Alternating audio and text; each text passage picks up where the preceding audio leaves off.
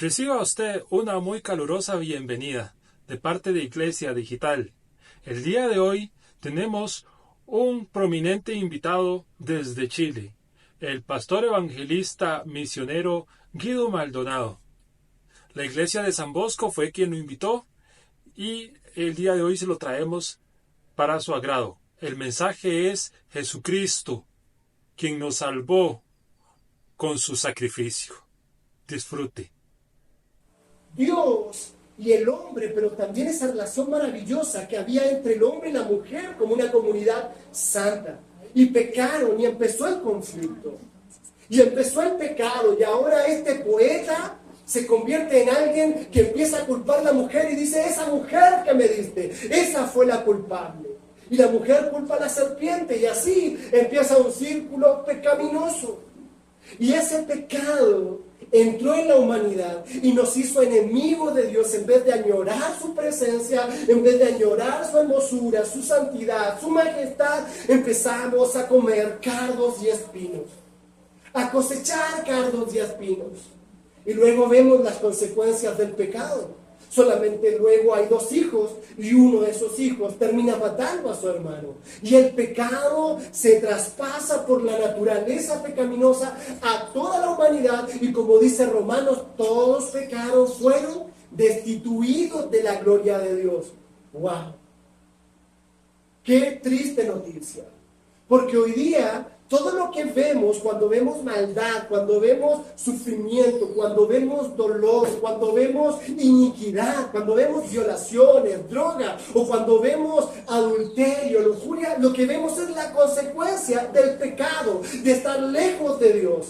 A veces pensamos en la santidad solo como algo religioso, como un ser santo, como una virgencita de la iglesia católica que está así muy quieta, no se mueve, y eso es ser santo. Déjeme decirle que eso no es ser santo. Santidad tiene que ver con belleza extrema, con hermosura extrema, con pureza perfecta. Y ese es Dios, no solamente es santo, sino que el libro de Isaías nos dice que es santo, santo, santo. Él es la perfección absoluta. Y en todos sus atributos es perfecto y en Él no hay sombra de variación ni maldad. Pero nosotros somos todo lo contrario. Y aunque seamos redimidos, déjenme confesarle algo, yo todavía lucho con el pecado. ¿Qué me librará de este cuerpo de muerte? Decía el apóstol Pablo. ¿Saben lo que yo me merezco? Dice la Biblia que la paga del pecado es muerte.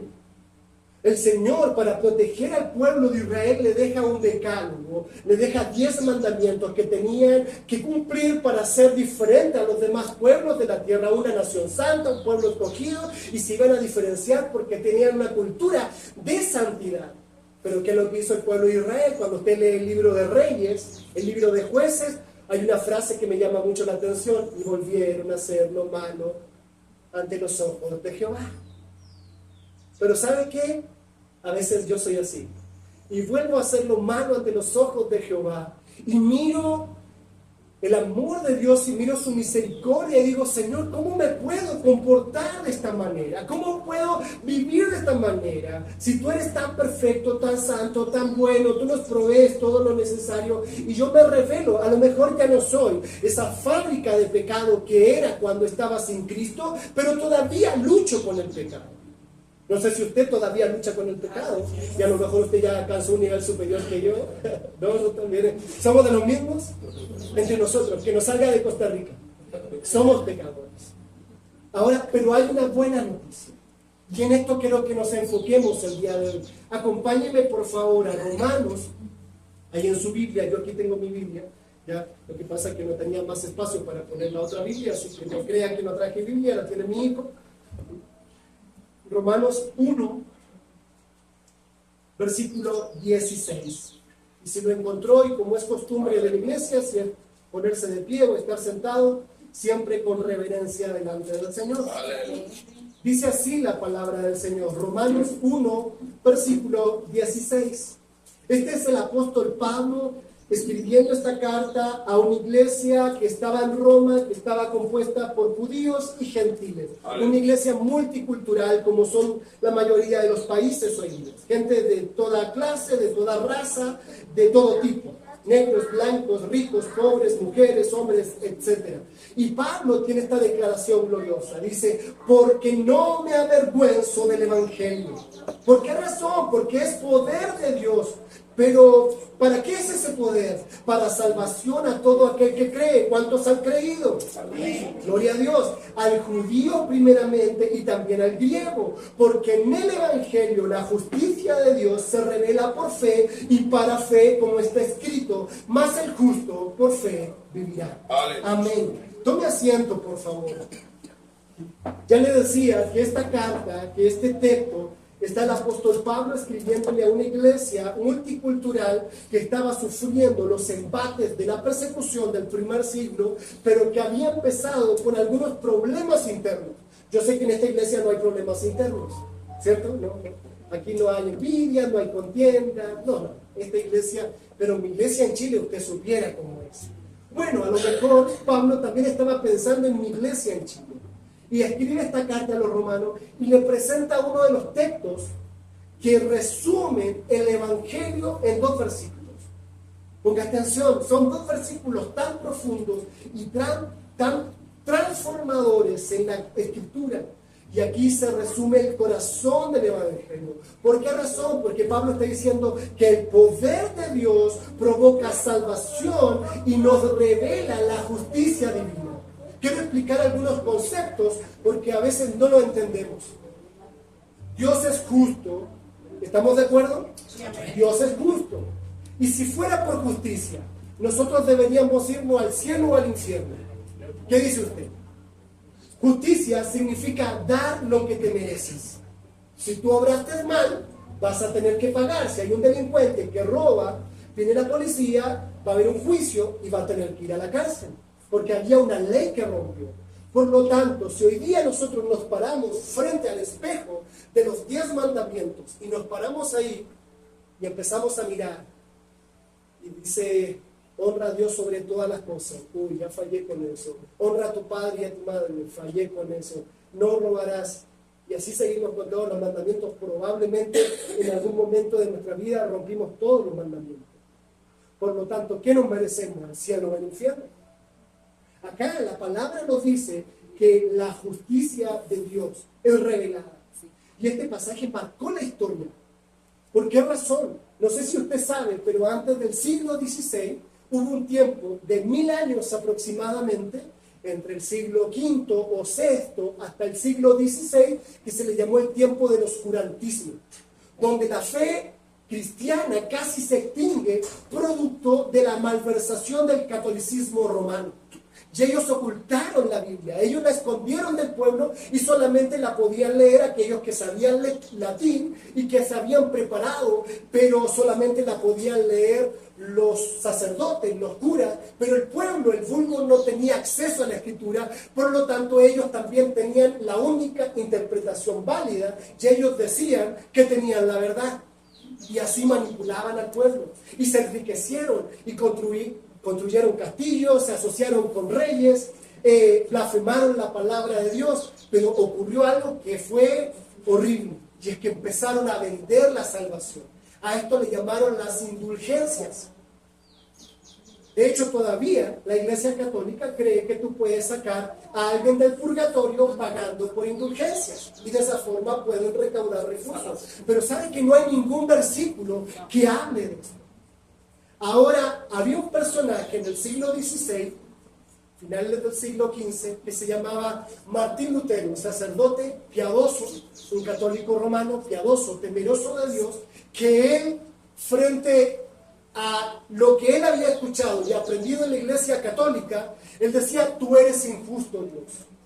¿Cómo así? Qué grosero al decirle eso a Dios. Porque tú me pides que yo sea santo, pero no puedo. ¿Sabe qué? Que ustedes saben que la Iglesia Católica se confiesa. Martín Lutero se llegaba a confesar 16 horas diarias. Ningún sacerdote quería confesar a Lutero porque era un fanático de la santidad, pero no podía ser santo. Él se confesaba ahí, no sé cómo se llama, confesionario. ¿Sí? Iba saliendo del confesionario y se acordaba de otro pecado y volvía, y él pagaba penitencia por santificarse.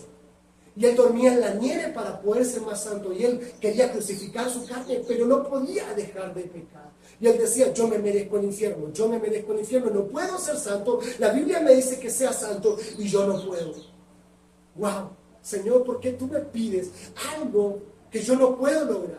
En una oportunidad, Lutero dijo, él era alemán, vivía en Wittenberg, él dijo, se le ocurrió una brillante idea, dijo, cuando yo vaya a la ciudad santa y haga esta procesión, yo mientras vaya subiendo las escalinatas de la Basílica de San Pedro voy a ser santo. Esa era su imaginación religiosa. Cuando él hace este viaje, él iba tan contento, tan emocionado, que iba a encontrar la ciudad santa, que se iba a encontrar con el Santo Padre. Y cuando él llega a esta ciudad que se llamaba Santa, ve una corrupción tremenda. Las monjas eran prostitutas. Todo era un negocio. Todo estaba contaminado. Y él va subiendo en las escalinatas, dice, ahora voy a ser santo, y se sentía más pecador. Y él quedó totalmente frustrado. Y decía, Dios, yo sé que tú eres real, pero no puedo entender. Sabe que él hasta ese momento no había escuchado la buena noticia. No había descubierto la gran noticia que nosotros tenemos que abrazar y defender con tanta fuerza. No hallaban qué hacer con Lutero porque tenía este tic o este TOC, este trauma obsesivo compulsivo. Y su trauma obsesivo compulsivo era una lucha con el pecado, pero él no podía ser santo, como todos nosotros. Porque el pecado mora en mí, como mora en nosotros. Y cuando Cristo venga ya vamos a estar en cuerpo glorificado y ya no va a habitar más. Ya no vamos a estar luchando contra el pecado, porque vamos a estar en cuerpos glorificados. Pero mientras tanto estamos ahí en esta lucha. Pero Lutero luchaba y sufría con esto. Un día, un sacerdote amigo, ya nadie quería estar con Lutero porque siempre estaba hablando lo mismo, cómo podía ser santo, cómo podía ponerse a cuentas con Dios. Y un día un amigo, ¿sabe qué? Vaya, encláustrese y vaya a estudiar. Vaya a estudiar el libro de Romanos. Y él va y hace caso y se pone a estudiar el libro de Romanos. Y cuando está estudiando está muy emocionado, él era muy consagrado. Y llega a este versículo y dice, porque no me avergüenzo del Evangelio. Evangelio, ya les voy a explicar qué significa Evangelio. Porque es poder de Dios para salvación a todo aquel que cree. Y aquí le empezó a cambiar la mente. Porque él creía que hasta ese momento la salvación era por obra. Pero ahora está leyendo que la salvación es ¿para quién? Para todo aquel que cree. ¿A quién? Al judío primeramente y también al griego. Porque en el Evangelio la justicia se revela. Para que lo entiendan. La justicia que no es tuya, que es de Dios, ahora es tuya. Se revela por fe. Y para fe, como está escrito, mas el justo por fe vivirá, no vivirá por obras. El justo ahora es justo por la fe en Jesucristo. ¿Cuánto le dan un aplauso al Señor? Y viene el Espíritu Santo al corazón de Lutero y dijo, wow, ¿por qué me ocultaron tantos años la verdad? ¿Por qué me engañaron? ¿Por qué me mintieron? Y Lutero no se cayó y él empieza a predicar esto y le decían los demás sacerdotes, cállate, esto no es lo que cree la Iglesia Católica, la salvación es por obra. Y él empieza a decir, no, la salvación es por fe. De hecho, él crea un movimiento que se llamó Movimiento de Reforma Protestante, donde él clava 95 tesis en las puertas de la Catedral de Wittenberg, revelándose ante la mentira que por 1000 años había manejado la Iglesia Católica.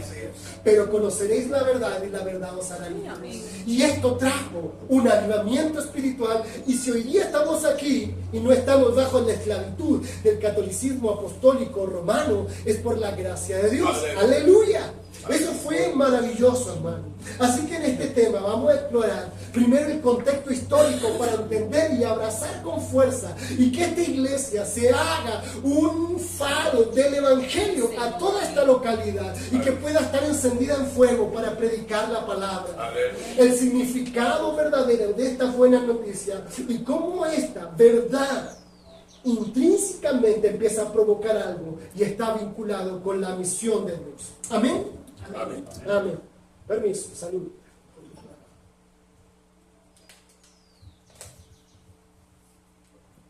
Ok, entonces la mala noticia es que todos pecaron, están destituidos de la gloria de Dios y nos merecemos el infierno, la condenación. No hay pecado grande, no hay pecado pequeño, porque Dios es santo. Entonces, si yo pregunto aquí, ¿hay alguna buena persona? ¿Puede levantar la mano? ¿Se ha dado cuenta que siempre la gente se cree buena? Y dice, sí, yo no soy perfecto, pero no soy malo como el traficante de la esquina. ¿Cierto? Yo si me comparo con Hitler, soy santo. Pero si te comparas con Dios, estamos fritos, estamos condenados.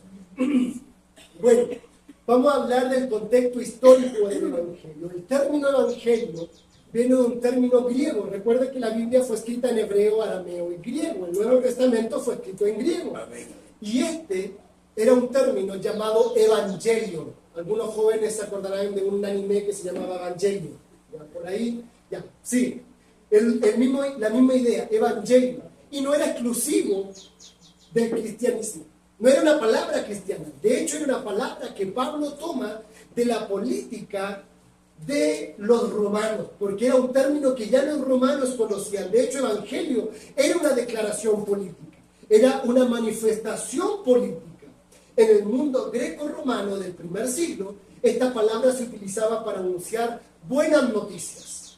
Cuando llegaba el soldado corriendo de la guerra, decía Evangelion, buenas noticias. Y todos quedaban atentos porque cuando había Evangelion es que lo que venía iba a ser una buena noticia. Así que esta palabra se utilizaba para anunciar buenas noticias. Por ejemplo, la victoria en una batalla, el nacimiento de un emperador o la prosperidad económica de una región. Evangelion. ¿Cuántos quieren Evangelion en su vida? Amén. ¿Quieren Evangelion? Gloria a Dios. Así que en este contexto, Pablo toma la palabra con este concepto y la redime, la limpia, y ahora la usa para explicar una verdad profunda, para comunicar una verdad mucho más trascendental, y es el Evangelio, las buenas noticias de salvación, no por obras, no por buenas personas, sino que solamente en Cristo. Aleluya. Así que el Imperio Romano, usted sabe que en el Imperio Romano Dios era el César, el emperador. ¿Sabía eso? Por eso que decían salve César. Ya cuando venía el César, el emperador romano, cualquiera de los que usted ya conoce la historia, era reconocido como el Dios en la tierra. De hecho, en el Evangelio, Roma proclamaba a César como Señor y Salvador. O sea, al César, a este emperador se le decía, tú eres el Señor y eres el Salvador. Cuando Jesucristo en algún momento se le viene a pedir los impuestos y él toma el pez y saca la moneda, usted recuerda esa historia, y él dice, a César lo de César y a Dios lo de Dios. Está diciendo una declaración política. César no es Dios, Dios es Dios. Estos términos económicos son de este mundo, toma César, pero a Dios lo de Dios. Así que para el César era reconocido como Señor y Salvador, y declaraba que su reinado traía paz y prosperidad a través de algo que era conocido en el primer siglo dentro de Roma como la paz romana. ¿Había escuchado de la paz romana? La paz romana que solamente el César, investido por los dioses de Roma, ungido por los dioses de Roma, podía traer esa paz.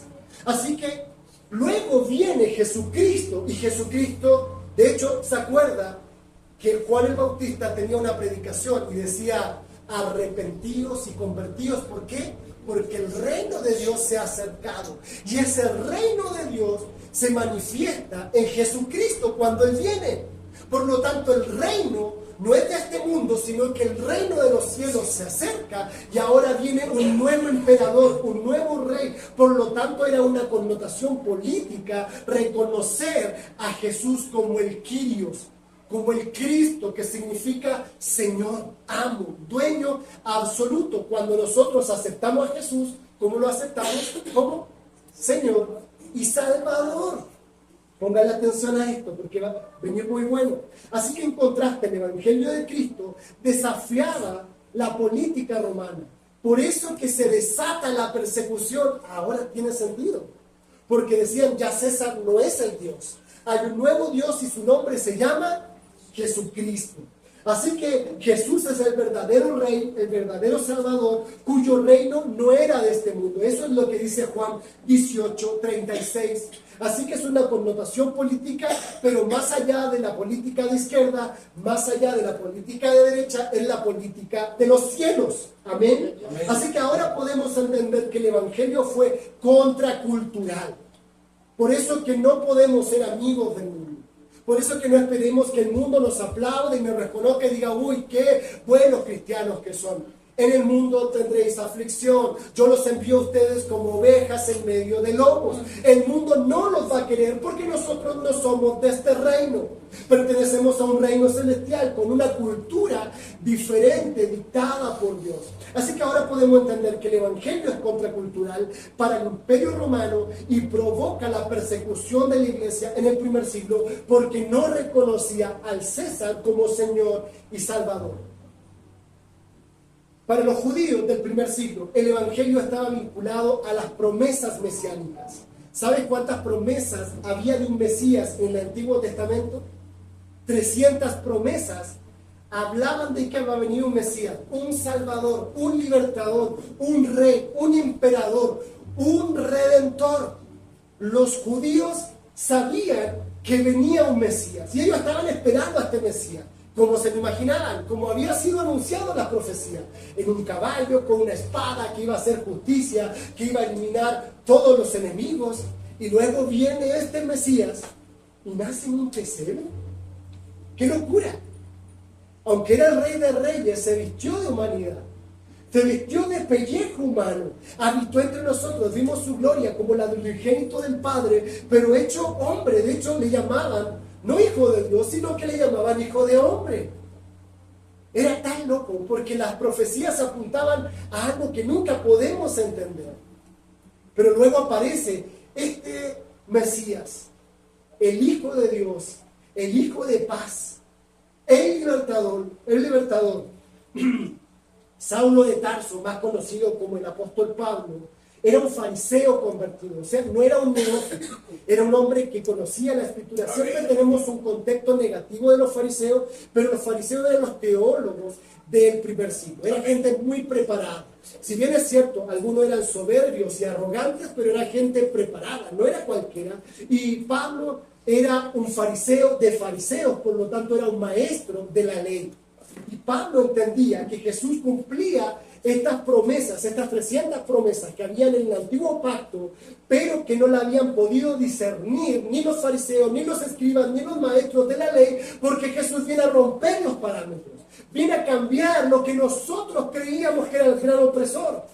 Porque el problema no era César, el problema no era Roma, había un problema mucho más profundo y era el príncipe de este mundo que es Satanás. Y él viene a hurtar, matar y destruir. Y él tiene a la gente esclava del pecado, la domina en la maldad y viven bajo las acechanzas del maligno. Por lo tanto, viene este Mesías y él viene con un propósito claro: destruir las obras de maldad de Satanás. Así que ve Pablo a Jesús que cumple estas promesas de una manera mucho mayor que cualquiera pudiera haber imaginado, liberando a la humanidad de un imperio mucho más grande que el imperio de Roma. ¿Cuál es ese imperio? El imperio de la muerte. El imperio de la muerte. Desde Adán hasta Juan el Bautista, más de 40 generaciones murieron y fueron muriendo, porque la paga del pecado es muerte. Pero viene este Mesías, va a las puertas del Hades en la resurrección, golpea ahí las puertas del infierno y le dice a Satanás: ¿dónde está, muerte, tu aguijón, o sepulcro, tu victoria? Jesucristo en la cruz venció la muerte, venció el imperio del pecado, y ahora Él nos hace libres a través de su muerte y resurrección. Así que Él vence el pecado, y no solamente vence el pecado que nos había separado de Dios, el pecado que había traído maldición en nuestra vida, pero había que hacer justicia. Alguien tenía que pagar. Alguien tenía que asumir las consecuencias de la maldad del ser humano. Y ese fue el Mesías. ¡Qué loco! ¿Qué rey va a querer cargar las cargas de su pueblo? ¿Qué rey, qué príncipe perfecto, santo va a querer cargar con el pecado del homicida, del ladrón, del violador? Por eso que cuando Cristo está en la cruz, no sé si usted recuerda esta escena en los evangelios, dice: Padre, Padre, ¿por qué me has abandonado? Y muchas veces pensamos es que el Padre no podía ver la sangre, es que el Padre no podía ver el sufrimiento. No. Jesús estaba cargando su pecado y mi pecado. Y si aquí nos ponemos a contar nuestros pecados, va a salir olor a azufre. Dios nos conoce. Jesucristo carga nuestros pecados y en la cruz recibe todo el camejá de Dios, recibe toda la justa ira de Dios. Por eso que Él dice: Padre, Padre, ¿por qué me has abandonado? Porque el Padre no podía ver la iniquidad suya y mía que Cristo estaba pagando como ese cordero puro, perfecto, santo, sin mancha en la cruz del Calvario. Y Él muere por nosotros y nos ama de tal manera que da su vida por nosotros. Aleluya. Y esto es maravilloso, hermano, porque los judíos que eran estudiosos, que eran el pueblo de Dios, no lo pudieron entender. De hecho, ellos lo llevaron a la cruz, pero no sabían que en eso se estaba revelando la buena noticia. Es por eso que Pablo, al ver esta revelación, porque fue una revelación del Espíritu Santo, de que el justo por fe vivirá. ¿El justo por fe en quién? En Jesús. No es que seamos justos, no somos buenos. Si usted supiera cómo soy yo, si no fuera por la gracia y el amor de Dios que me hace justo y bueno, yo estaría ya muerto. El Señor me sacó de las pandillas, me sacó del mundo del rap, del tráfico de drogas, de ahí el Señor me sacó. Y ayer le contaba a una hermana que 4 de mis amigos de aquellos años ya están muertos. Por lo tanto, yo debería estar muerto. Pero Dios un día salió a mi encuentro y me mostró su amor y me mostró su gracia y escuché estas buenas noticias. Es por eso que Pablo escribe para unificar a la comunidad y les dice: atención judíos, atención romanos, atención griegos, atención gentiles. Dios no hace acepción de personas, Dios no discrimina. No importa cuán grande sea tu pecado, no importa si padre, madre te dejó, no importa si fallaste, no importa si eres lindo, feo, si tienes el pelo largo, corto, no importa si eres calvo, no importa. Dios te ama con amor eterno y esta es la buena noticia. Aleluya. Así que le dice: hey, iglesia judía, no discriminen al pueblo porque ustedes no son perfectos. Ustedes habían sido un pueblo especial, pero con un propósito: anunciar las virtudes de que ustedes son el pueblo de la promesa, para que compartan esa promesa. Pero ¿qué es lo que hizo el pueblo de Israel hasta el día de hoy? Creen que ellos solamente son bendecidos, para ellos. Pero en Génesis capítulo 12, versículo 3, la promesa de Abraham es que en ti serán benditas todas las familias de la tierra. Ese es el propósito de Dios. Y ahí estamos los ticos y los chilenos. ¡Aleluya! Dios tuvo misericordia de nosotros. Así que la justicia de Dios se revela a través de la fe. Entonces aquí podría venir la soberbia y el orgullo de decir: yo tengo mucha fe. Déjenme decirle que incluso la fe es un don de Dios. La fe es un don de Dios. No es de nosotros para que nadie se gloríe. La obra completa del Evangelio, de estas buenas noticias, completamente de Dios. Y si Dios le amó, no fue por sus méritos, ni siquiera fue porque Dios vio un video y vio su futuro y dijo: ella me va a danzar, así que por eso la salvo. No. Dios la salvó porque vio el sacrificio de Cristo en la cruz. Cristo murió por ustedes. ¿Cuánto le dan un aplauso al Señor? Por esta misericordia, por esta gracia. Aleluya. Así que la justicia de Dios ahora es imputada, ahora es otorgada. Nosotros no merecíamos el juicio, el castigo, pero ahora, a través de Jesucristo, Él es el canal por el cual recibimos justicia. No merecíamos la muerte, no merecíamos el castigo, pero Dios nos da vida eterna. Amén. Así que eso es maravilloso. Si Cristo no hubiera venido, todos nosotros estaríamos fritos.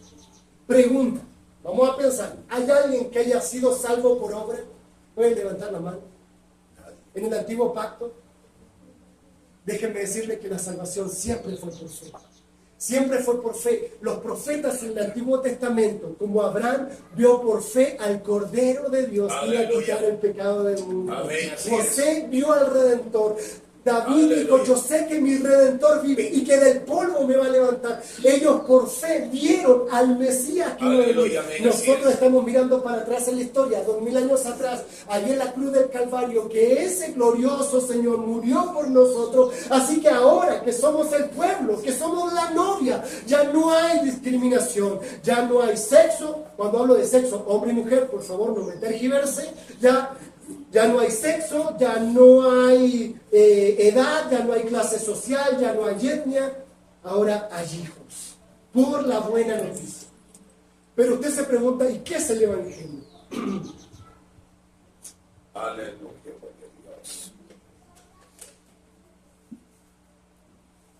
Dios. El Evangelio, ahora entendemos por qué son buenas noticias. Es el mensaje central de la Escritura. Toda la Biblia, desde Génesis a Apocalipsis, apunta al Salvador y Redentor, al Salvador y Señor. Muchas veces, no sé, porque somos tan egocéntricos, dijeron, usted es la obra maestra de Dios. ¿Se lo dijeron? En realidad somos especiales, ¿ya? Somos un poema de Dios, pero la obra maestra de Dios lleva el nombre de Jesús. Amén. Déjenme decirle que el pecado de Adán y Eva no fue sorpresa para Dios. Él lo sabía, pero Dios ya tenía preparado antes de la fundación del mundo la medicina y el Salvador. Y ese es nuestro Señor Jesucristo. Por eso que el mensaje nunca debemos dejar de predicarlo. No es que ahora vamos a usar luces de colores, ahora vamos a hacer una discoteca, ahora no vamos a hablar de pecado porque se ofende la gente.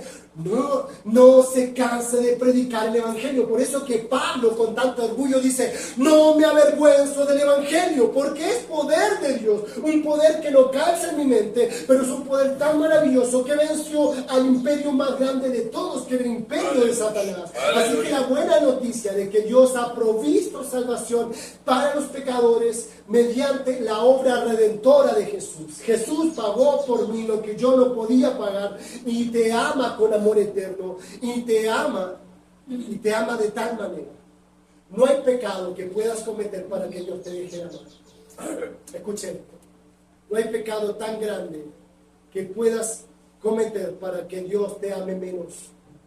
Y no hay obra, no hay servicio tan grande para que Dios te ame más.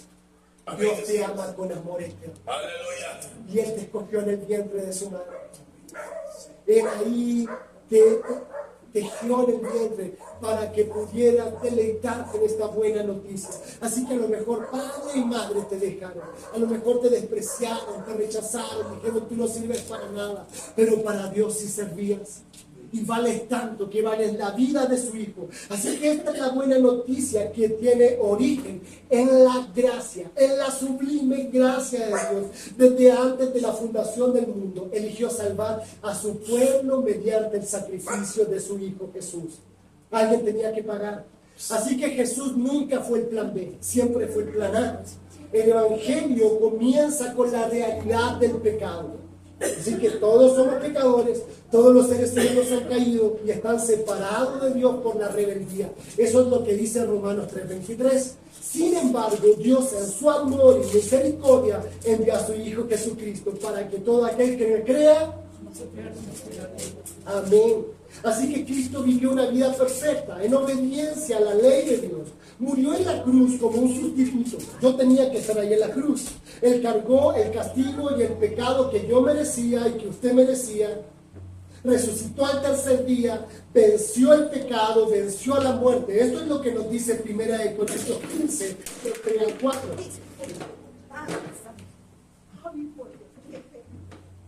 El Evangelio proclama que la salvación es un regalo de Dios. Aleluya. ¿Escuchó eso? Aleluya. Es un regalo de Dios. Entonces en el Señor. Así que esta fe es un don de Dios que lleva al pecador a arrepentirse. El Evangelio no solo transforma individuos, sino que también anuncia el cumplimiento del plan redentor. Así que en Cristo Dios está reconciliando consigo mismo, trayendo justicia, paz y establecimiento final del reino. Colosenses 1, versículo 20. Y aquí hay una pregunta que le quiero hacer para ya entrar en tierra derecha. ¿Está viviendo el Evangelio? ¿Hay amor en su vida? ¿Hay paz? ¿Hay gracia? ¿Hay misericordia? ¿Se ha manifestado el fruto del Espíritu? Porque no podemos vivir en dos mundos. No podemos servir a dos señores. O servimos a César, o servimos al mundo, o servimos al Señor y le reconocemos como Señor y Salvador. Amén. El Evangelio es poder de Dios. Eso es lo que afirma Romano 1:16, poder de Dios para salvación a todo aquel que cree. Si usted cree, ya es suficiente. Aleluya. Y que yo soy tan pecador, usted dice. Aún así, crea. El que comenzó la buena obra en vosotros será fiel en terminarla. No por sus méritos, no por su mucho ayuno, no por su oración. Todo eso usted lo necesita para consagrarse. Pero Dios ya le ve santo en la cruz de Cristo, porque como un gran filtro. ¿Saben lo que es un filtro, cierto? Como, ¿cómo se llama lo que se le pone a la luz para que no llegue tan fuerte? A una lámpara tiene como difusor, lámpara, bueno, un filtro, para que me entiendan. Si el Padre nos mirara directamente, nosotros quedaríamos fulminados como lo que pasaba con los sacerdotes que entraban al lugar santísimo en pecado. Pero ¿sabe qué? Ahora nos mira a través de Jesucristo. Aleluya. ¿Cómo se llama usted, hermano? Yo, ¿Sí? Joseph. Joseph. Ahora Dios dice, Joseph es santo. Usted por Aleluya. dentro se ríe como Sara, si supiera.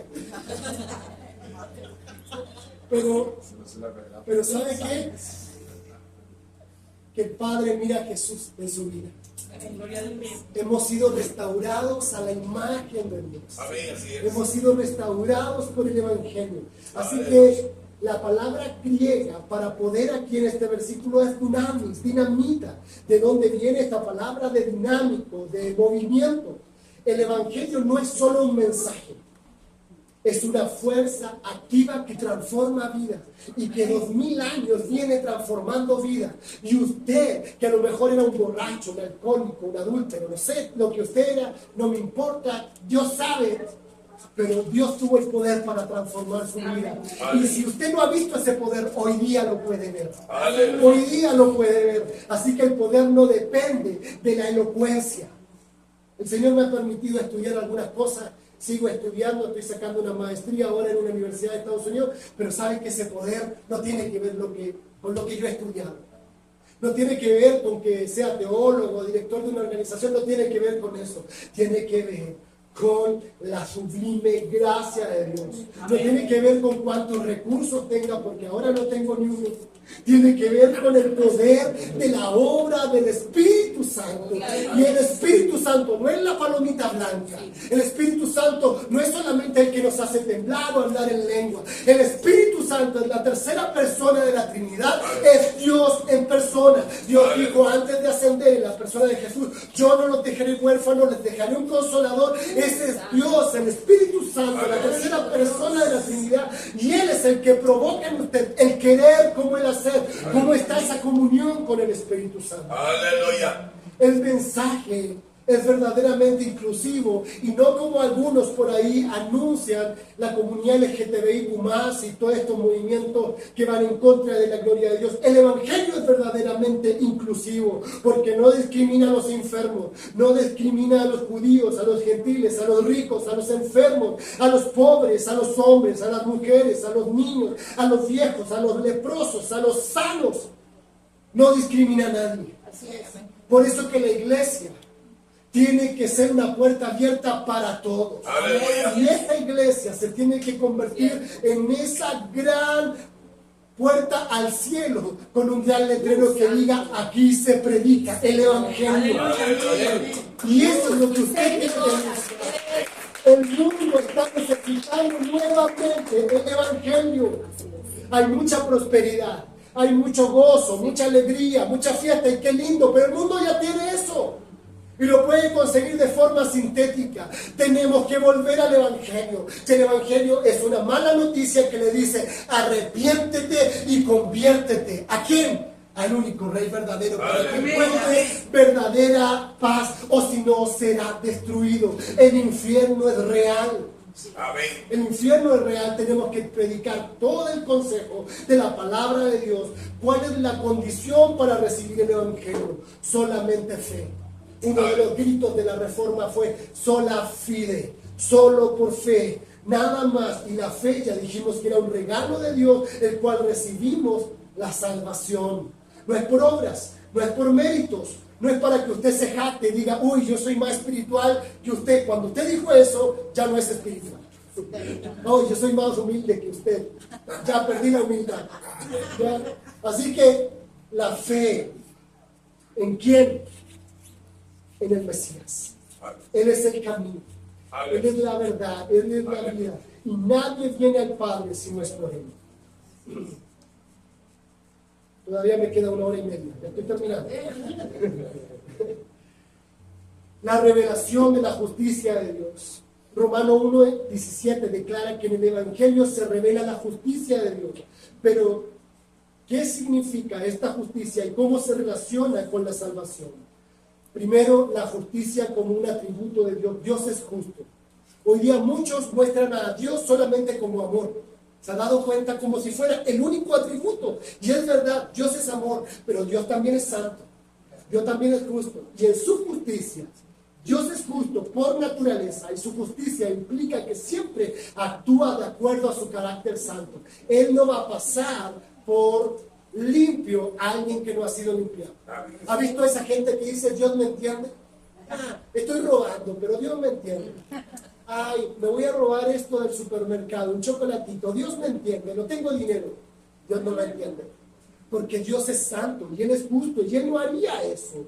Ahora, en el Evangelio, Dios aplica su justicia a quien no la merecía. En el Evangelio esta justicia se manifiesta al tratar con el pecado de manera justa, pero alguien paga, Jesucristo. Él pagó. Él invita, Él paga. Así que por los méritos de Cristo podemos ser justificados. Segundo, es una justicia imputada. En Cristo los creyentes no solo son perdonados, sino que también reciben la justicia de Cristo como un regalo. No pague pactos, no pague obras, no pague, ¿cómo se llamaba lo que hacen los católicos? Indulgencias. No pague eso. Cristo ya pagó. Todo lo demás lo damos por gracia. Por gracia lo recibimos. Si usted quiere ofrendar, si usted quiere bendecir, si usted quiere diezmar, es por la gracia de Dios, reconociendo el gran amor, no para ganarme el beneplácito de Dios. De fe y para hacer fe. Así termina el versículo. Pablo enfatiza que esta justicia es recibida por fe, desde el principio hasta el final. El camino del cristiano no es un camino de perfección, es un camino de victoria en victoria, pero escuche esto, es un camino constante de arrepentimiento y fe. Arrepentimiento y fe. Y el día que usted no lo necesite es porque ya está con Él. Pero todos los días, a cada momento, pecamos y fallamos. Ahora, ¿qué vamos a hacer con este mensaje? Porque hay una misión. Usted recibió una super mega grande noticia. Pablo dice: cuán hermosos son los pies de los que anuncian la paz del Evangelio, los que anuncian esta buena noticia. Le voy a contar por qué Pablo está diciendo esto. Cuando había una guerra en Roma, había un soldado especial que estaba encargado de llevar el Evangelio, la buena noticia. Y él corría de dos maneras. Corría de una manera que de lejos se veía sus pies, y si venía saltando, corriendo, yo no sé cómo venía, el pueblo se regocijaba y decía: uy, ganamos, tenemos la victoria. Pero cuando venía así, ya sabemos que no venían buenas noticias. Hermosos son los pies de ustedes. Y usted dice: uy, tengo un juanete, tengo una uña encarnada, ¿cómo van a ser hermosos mis pies? Déjeme decirle que son hermosos, porque allá afuera hay una prostituta que está llorando, que necesita que alguien corra y le diga: tengo una esperanza para ti, tengo vida para ti. Hay un niño que está en la droga, que necesita Cristo que habla y que habla con amor eterno. Hay una viuda que está llorando y que está sola y que necesita un esposo que la consuele. Y ese es nuestro Señor. La iglesia tiene un compromiso, tiene una tarea. Mateo 28 del 18 en adelante dice: vayan y hagan discípulos. Vayan y anuncien el Evangelio a todo pueblo, a toda tribu, a toda lengua, a toda nación. No podemos callar este mensaje tan precioso, este amor tan verdadero de nuestro Señor Jesucristo. La gran comisión no puede ser la gran omisión. Ustedes, iglesia, se tienen que multiplicar, ustedes tienen que crecer. Somos responsables de mi prójimo. No podemos responder como respondió Caín: ¿acaso soy guarda de mi hermano? Sí, soy guarda de mi hermano, porque la sangre de Cristo clama ahí en la cruz del Calvario que tiene que ser multiplicada para los demás. No podemos callar, ni podemos menguar de decir lo que hemos visto y oído. Y yo experimenté esa sobrina gracia. ¿Cuántos experimentaron el amor de Dios? ¿Cuántos experimentaron sus bendiciones? Somos bendecidos para bendecir. La orden es clara, es un mandato, no es una sugerencia. Vayan y hagan discípulos de todas las naciones, bautícenles, enseñen a guardar todos los mandamientos. Este mandato no es una opción, no está limitado para el grupo espiritual de la iglesia, porque no hay grupo espiritual, todos somos pecadores redimidos. Pablo también entendió la urgencia, y él dice en 1 Corintios 9: